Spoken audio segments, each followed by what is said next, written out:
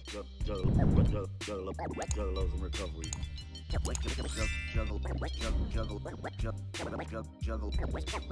Juggalos in recovery. Post posted to YouTube or not, but so anyway, we're back on these DBT skills, and I'm not going to be here next Wednesday, so I'm going to put out a thing just because I'm going to be at a work conference. So, and then the following, I think I'm going to do that guy. He might be doing the speaker meeting that who wrote the book, and then the week after that, we'll do my speaker meeting, I think. But today we're doing the DBT tools. If you guys want the website, I'll put it in the chat, but here it is here. We're just making our way down the list here. So this soothing skill, there's a couple different ways to look at it. This is one that I use on my daughter a lot. She will come to us with some sort of issue and have like, some crisis that she's going through or whatever. And she's not very good at dealing with her like emotions and things that pop up. And so this is one way of looking at it. But what I do with her is I just tell her to, hey, stop for a second and list 5 things that you can, see, and then 5 things you can feel, and she'll go through them. And usually by the time she's done, she feels a little bit better and she can focus on whatever the problem is. It's kind of that idea is that just to slow down and like, so the top one here is vision. So look for something beautiful like a sunset, the stars or pictures. Look for beautiful photos, look at the nature all around you. So like I'll go for a walk, just look at nature, breathe in, listen, so hearing's the next one, listen to some music, listen to what's going on around you.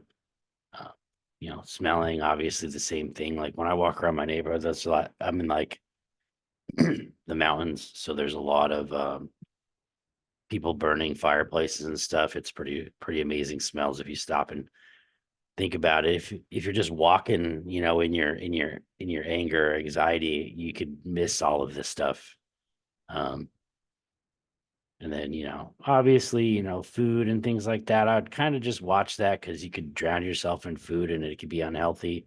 But it's not bad to just, you know, take that time. And then again, just touching things, feeling things, taking a shower, long bath, things like that. So when I was having huge anxiety bouts, one of the things that the tips, like they go into more detail when you're in the classes on these, but like one of the tips that they gave me was you can fill up a bowl of ice water and like put your hands and like your face in there.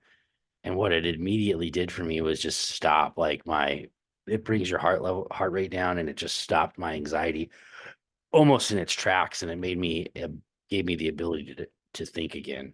Um, so not sure if that, helps anybody in that area or whatever, but yeah, these are self-soothing skills that could definitely stop whatever anxiety or feelings that you might have going on. It's a lot deeper than that. I mean, Enzo, we're talking, it's a lot deeper than this, but these are just the basics. Somebody who is struggling can throw these down and not have, you know, any issues, and hopefully have some sort of like, a little bit of a waking or whatever, and kind of realize what they're doing might not be the right thing. And the other thing is when you're doing like a gratitude list, like I do those a lot. When you're in a shitty state of mind, and you start trying to think about like things that you're grateful for, like your mind literally can't think of bad things necessarily because you're focused on all the good things that you're looking at. So definitely some good shit there. Um, this one I'll skip to, this pros and con. Um, if you're having a dilemma or you're trying to make a decision, or you just totaled your car and you need to figure out what you're going to do next, there's a pros and cons list, and I would just write like pros and cons and divide it in half. And then maybe right at the top, this is what I'm trying to do. And then here's the pro of if I were to, total my car, this is the pro, I get a new car or whatever. Like you make a list of pros and cons and then you decide what you want to do based on how many like are weighted on each side. Like if you're just full of a bunch of cons on a decision, obviously that's probably a bad decision. And you can apply this to really anything, but um, that's the other one I wanted to go over today is this one, making that list of like pros and cons. If one outweighs the other, it's probably a bad idea. Or if, it's the other way, it's probably a good idea. Like, should I do X, Y, Z? And then you're like, pros of doing, this thing, and then cons of doing this thing. Really basic shit. But like, if that list totals up, you know, you you don't do it or you do it depending on where it comes out. Um, let's see. With that, I will open it up for sharing. Does anybody want to share on any of these two topics? Or as I say in AA, or anything else that is fucking with your sobriety or serenity? Fire away.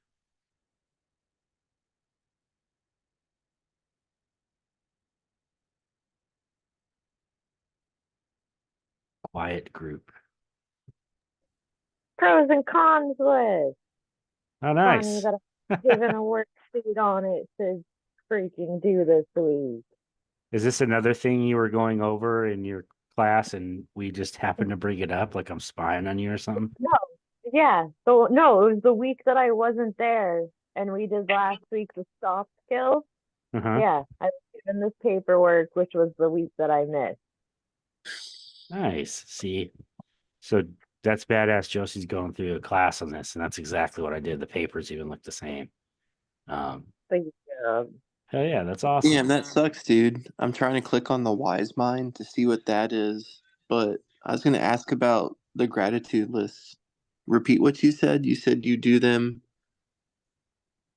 Well, I just do them like whenever I'm like feeling like shitty or whatever, or like in some sort of crisis, or like for me, like I get into this like habit of like alls I see is like the darkness and like all the bad shit that's around me, like and all the shit that I have to fix like around my house and my car and stuff. And like the Mhm. only way I get out of that is by like, and it's a temporary relief, right? There's other things I have to do, but I make a gratitude list like, I think in my head, yeah, my house might need this done to it, but all these other things are fucking amazing. Um, To access the wise mind, do you have to buy it? which Because these are really good skills. I basically where's that? went on it. You go to mindfulness, wise mind skill. These are all really good. So I basically bookmarked it, was just looking through it like, damn, why didn't I recognize this? No, when I expand them, they expand. Um, and this is something that I Oh. could go into later too. What I'm gonna do on like the Facebook pages is in February, Yeah. I'm gonna do 10 days of DBT is what I'm gonna call it, and then I'm just gonna do like cool like blurbs and graphics about each one of these. You know what I mean? Yeah. Um, so I'm Just gonna asking you, dude, because like the last 12 years, I guess that's how I thought life was supposed to be. Like, oh, overwhelmed or stressed? Well, just suck it up, ignore it, and keep going. But by doing that, you kind of just kick the snowball down the hill to get bigger, so to speak. right. And when you're raised in like an environment like that and you think it's normal, like I mean, it was for you, it was normal for you to have to do certain things. Like I was raised in a traumatic household, right? And so now like Mhm.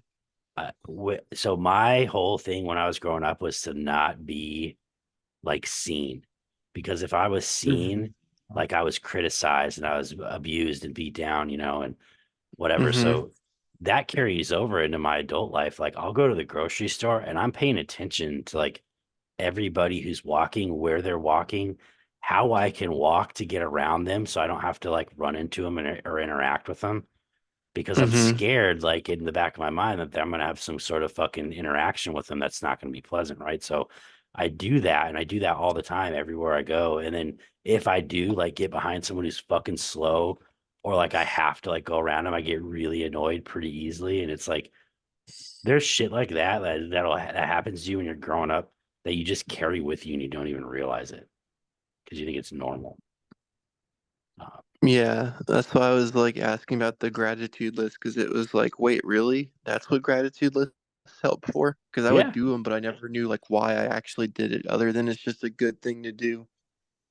Yeah. I mean, the thought behind it is it distracts or it takes away from that negative mindset that you're in and puts you in a positive one.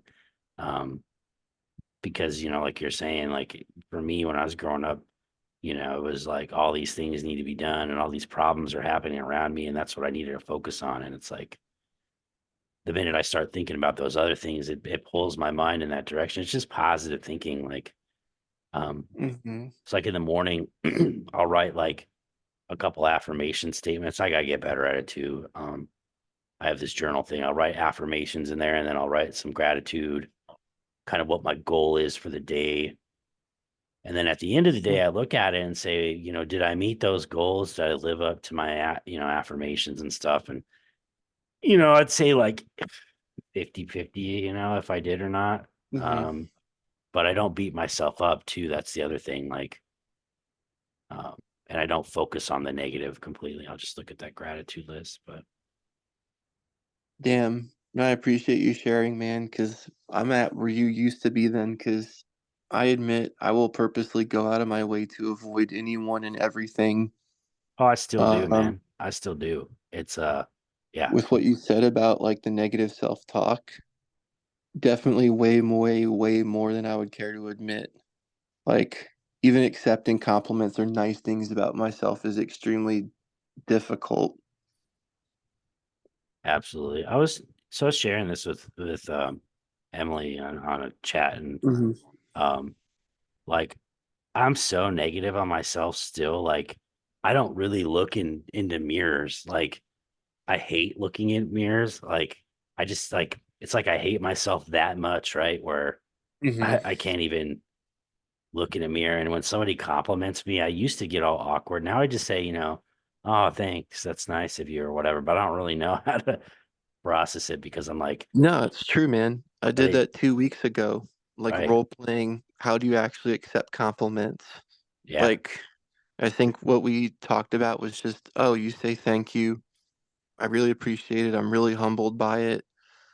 And then give a compliment back that Yep. focuses on them. Like, it feels very script, but that's where I'm at.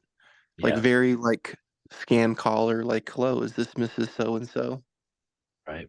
Yep. I agree.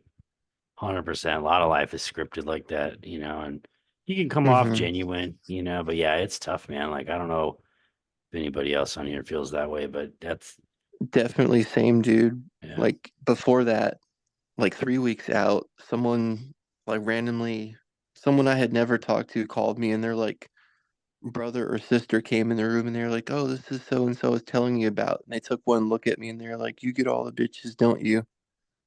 And it was like my first instinct was just, Like, no, nah, what are you I'm not talking built about? like Yeah. that. Yeah, Yeah. like, what are you talking about? I'm not built like that. But Right. logically, it Absolutely. makes sense. But I really don't feel like that. If anything, I feel like the opposite. Yeah, it Absolutely. can be scripted. Like it's almost kind of like mantras. Like mantras kind of can be scripted. Hmm. You're saying the same thing over and over again. But like sometimes those things work. So like one Hmm.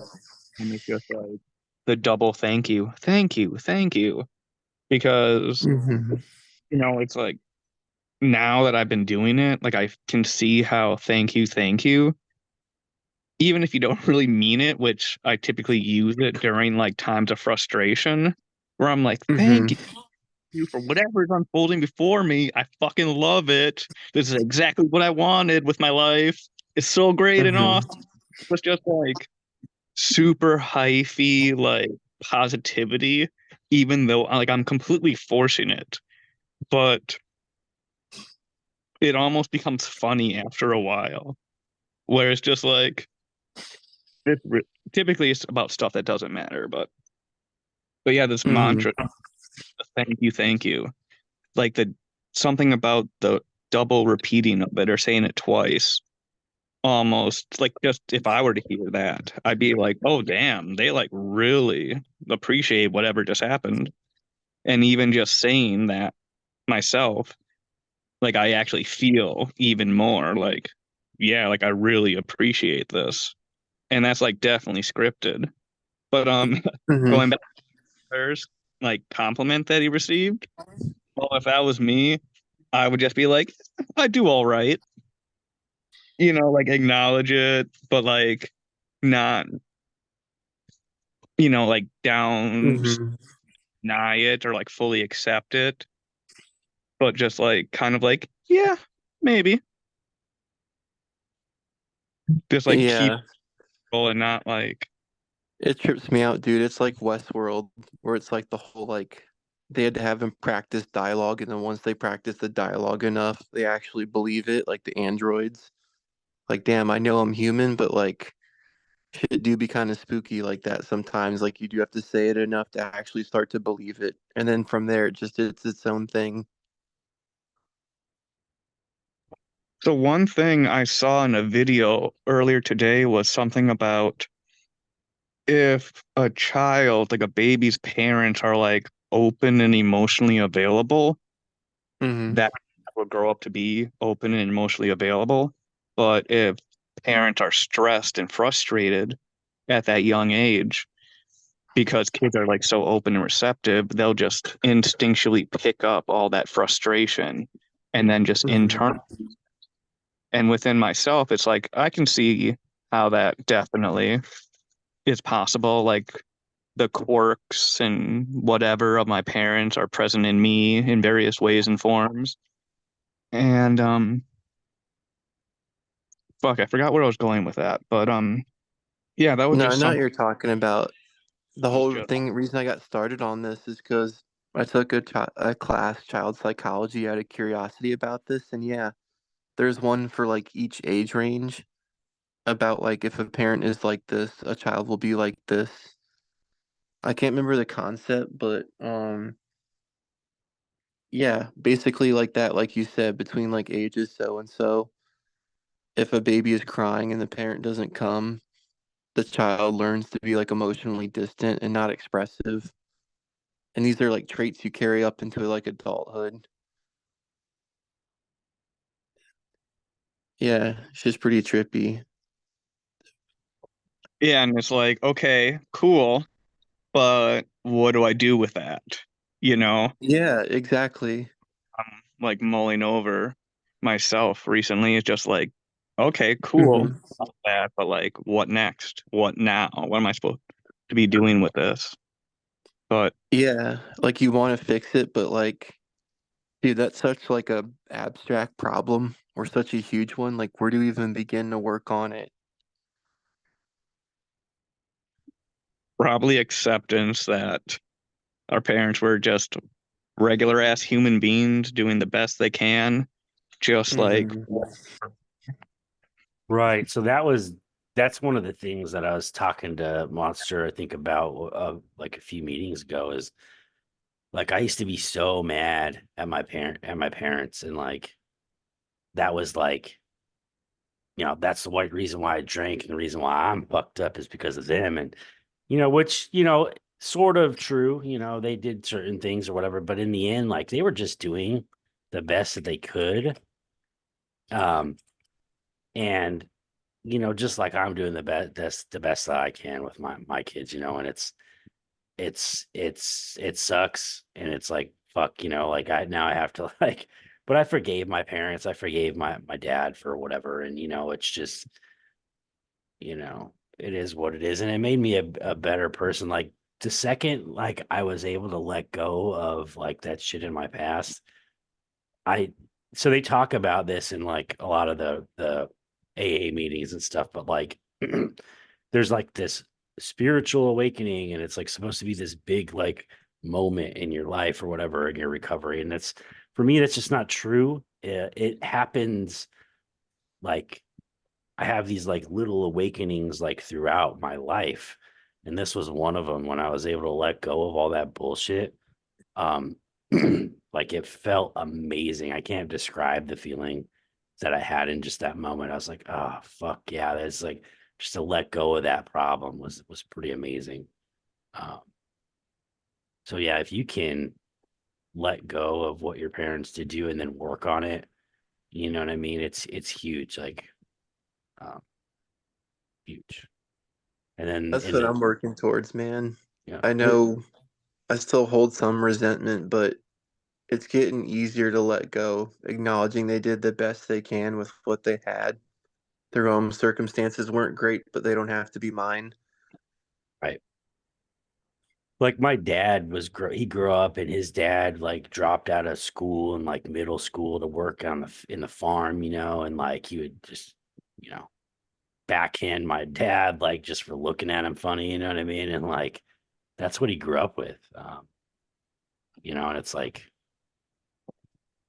he just did the best he could with his kids, and it was a little bit better than he did with, you know, than his dad did. And you know, he grew up in a super racist era, and you know, like I was always like, you know, I even hate like using this word like the little faggot and like, you know what I mean, just like all this racist shit. My Hmm. best friend growing up was his last name was Aguilar, and I had another friend named Pedro, and he fucking hated it. It was like he hated my friends for no reason other than that they were a different color, and it was like, you know, when I cut my hair into a mohawk, he lost his fucking mind.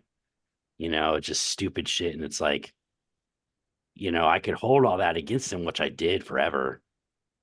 Or I can just say, you know, that's how he was raised and it's not right and it's whatever. But and I, you know, what I did with that is my kids have never been spanked. They've never been hit. Even when I was using, I never spanked or hit my kids.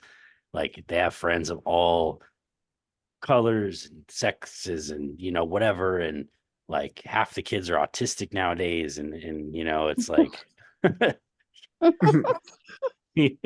so you know it's whatever, you know, I'm doing much better than my kids did and hopefully my kids do better than I Damn, Nate, are you my long lost brother? Because what you did. described with your dad was exactly mine.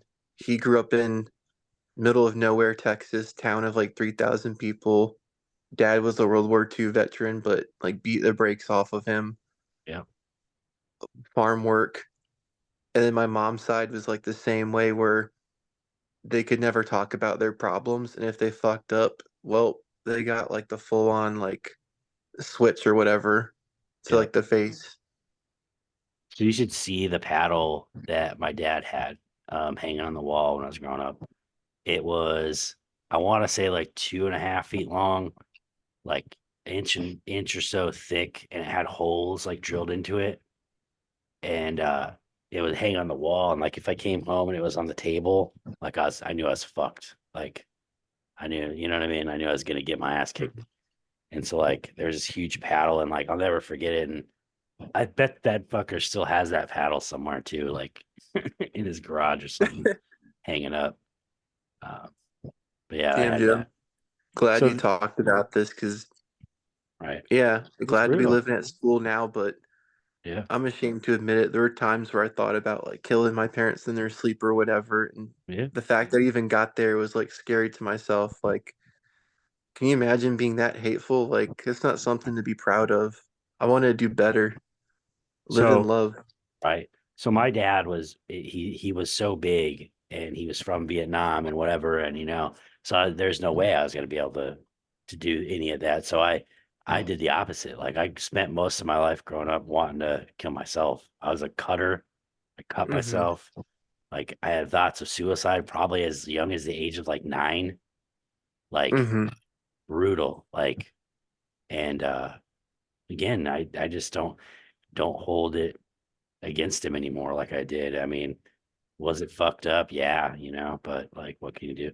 And in the big book, here's what it says. There's a whole chapter on it, but this is like the summary. And I made Emily read this the other day. So um but acceptance is the answer to all my problems.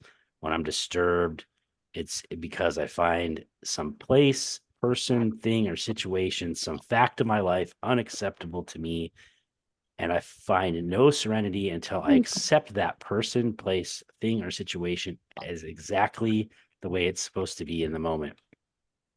Nothing, absolutely nothing happens and you can replace God within this world by mistake until I accept, my alcohol as my problem. I couldn't stay sober unless I accepted my life completely on life's terms. I cannot be happy. I need to concentrate not so much on what needs to be changed in the world as on what needs to be changed in me and my attitudes. So, and like the long and the short of that is like I spent all those years like mad at people and mad at my dad and stuff, and he had no idea. He didn't give a fuck. He had zero clue that I was even mad at him or like did any of this stuff. Like I brought it all on myself, you know. And the minute I accepted I was no longer going to do that, my shit got better. And it doesn't excuse the stuff that people do, right? Like that's what I thought when I first got in here. I'm like, oh, I'm just gonna forgive that motherfucker, dude. Like, hell no. But it's not about that, Do you have any tips on self-acceptance? Because I know one of the things that always feels like it's defined my life is like, so back in like the early 2000s, I got diagnosed with autism before it was just a buzzword, and I had to go to like the nitwit school, unironically like Frank from It's Always Sunny in Philadelphia, like in the basement, drooling and whatnot. And it would always be like, it always made me feel like there's something inherently wrong with me. Like I'm not enough. I can't achieve this. And they would always tell me like, oh, the best you could hope for is just to be on disability or like McDonald's. And Yeah. even now, man, trying to let go of that and accept that I don't have to get payback, that I can let go is hard. But deep down, it really has translated from just them to I really do feel that way about myself from hearing it so much. I don't honestly, that's something I'm struggling with to even today is like Mm-hmm. the one thing that I do, and it sounds really dumb, is I have this book on Spotify that just it's like a couple hours of somebody just repeating affirmations. And like half of them don't even apply to me, but like I'll just put it on and I'll drive down the road or I'll put it in my headphones when I go to bed. And I just hope that it'll sink in like all these affirmations. It's basically just telling you, you're a good person and, things like that. And because a lot of that's true, man. I think I am a good person, and Mm-hmm. I'm doing this exercise where I'm trying to figure out who I am. And there's 20 questions and I'm super stuck. Like I have no idea, like a lot of it, but it's like, Mm-hmm. what do you like about yourself? And I'm like, I don't know. No, there's not much, but I'm gonna stop talking. Does anybody have any suggestions on that? Like Emily, Mage, Enzo, because I could definitely use any tips or tricks that you might have. The only thing I can think of so far is ignoring it, but that doesn't help because then in my dreams I'll be like, well, what if I could give everything not to be autistic? Imagine like the white picket fence of the average name Joe, literally Joe, living in a white house, driving like an average Prius to some job at like a tech startup, as plain normal as you can get. Don't eat that. I don't want to eat it, Emily. Oh fuck! I thought I was on mute. I'm sorry. Oh my god, my dog has been chewing this like Gatorade bottle in your ears. We didn't hear any of that. I didn't anyway. That's Really? funny. That's hilarious. It's all cute until he starts like swallowing like the sharp shards. Right. Oh, Like Yeah, my and then dog will rip a squeaker out and then like, yeah, it'll chew up into little bits and then it's not fun anymore. So yeah. Oh, my dude loves microplastics. Okay, you can have the cap. That's it. But does Oh, anybody dude, that's want the to same share thing. anything on that? Dude, that's what What's my cat does. I give him the plastic you get like off of hot sauce bottles that's kind of hard, and I'll have to hold Mhm. onto it while he chews it so he doesn't swallow it. But whenever he hears that crinkle, comes running immediately. I Yeah. have one thing that actually confused me today during therapy that my therapist said, which this has to go on with acceptance. She was basically telling me I don't need to accept things, but I need to let go of things, which makes no sense to me because I thought you need to more be able to be accepting of things, not let go of them. Yeah, it's both, right? Like letting go and accepting or mainly, I mean, they're just the same thing. Like you're accepting it as it is and you're letting it go. That's just the way it is. Like I just need to let it go. You know what I mean? I think they're the same personally, but Okay. Yeah, she anybody tried else? to accept things. And I No. was like, oh, that makes no sense. For me, self-love and self-acceptance kind of go hand in hand. And for that, I like to use that meta meditation. It's kind of just like a short prayer. It involves like three or a couple people. So it's like yourself, a loved one, someone you find difficult, and then like the world. So you can either start with someone you care about or yourself. Like at times when I'm just feeling like very negative about myself, I find that it's easier to extend loving kindness to like a homie or someone I already care about. And just like, those thoughts and prayers, just that like vibe of just like, man, I care about this person. I hope the best for them. And somehow extending that to a homie or someone I deeply care about, I'm able to kind of carry that over when I shift back to myself and just kind of just, may I be happy. May my heart remain open. May I be healed and be a source of healing for others. And then having those two people first and then going over to like someone you find difficult, it's like, I'm still going to do it because I'm in this kind of mode or vibe. So I guess, you're here. And then like the world or your city or community or whatever, like just expanding it larger and just like doing the same thing. Just everyone gets a piece. And then that's just it. It's like quick and simple and just done in a couple minutes. And something about that kind of like opens up my heart and just like it's like that gathering vibe. You're in the crowd and it's just that magic in the air and they're like it just like makes you want to cry because the vibes are just Yes. like so beautiful. It's just something about this practice and like doing that, extending it to someone else, to myself. When it comes to myself, it just does something for me. And I hope it might do something for any of you. Right. So like that's really good point. So the reason why like other addicts get on and help other people who are struggling is for that reason as well. It's just a little different, right? So we're helping others so we can help ourselves. And yeah, absolutely. It applies there too. Like, makes you feel good and brings you to your center when you're helping others. At least it does for me. Like I'll go to a meeting, outside of these or whatever. And if I just sit there and share like one thing, and somebody can hopefully pick up something off of it, I mean, that's just like the minimum. I'm helping others, and that's what we should be doing. So, all right. So I'm gonna play a video. Hopefully, you guys can hear it. But before I do that, does anybody want to share anything? Mage, you got anything you want to go over? Yeah, Emily? yeah, I do. Yeah. Like Fire up. my ADHD's been kind of bad, so I fucking kind of was dissociating for a good bit of the fucking meeting, unfortunately. But one thing really like struck with me was you talking about fucking avoiding people and all that shit. Like I used to be like that. And now I'm like I go out in public and it gives me a fucking audience. Like I go out and I just make an ass of myself and I enjoy it.